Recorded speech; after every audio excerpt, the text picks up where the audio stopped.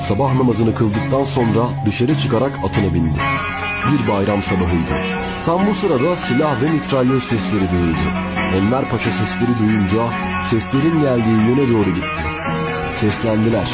"Paşam geri dönün, düşman var."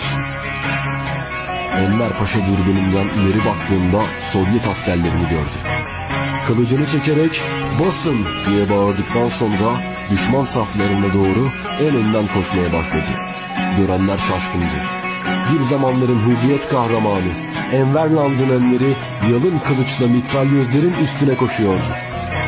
İlk önce karşısına çıkan iki Sovyet süvarisini kılıcıyla devirdi. O sırada üçüncü hedefine kılıcını kaldırdığında Enver Paşa'nın kalbine bir kurşun isabet etti. Üçüncü hedef silahını çekmiş ve onu vurmuştu. Enver Paşa'nın ölümü tam da hayatına yakışır bir şekilde şehit olarak olmuştu. Altaylardan Dunay'a Kızılçin arası var. Düştüm kara sevdaya, oy oy gönül güzel yarası var.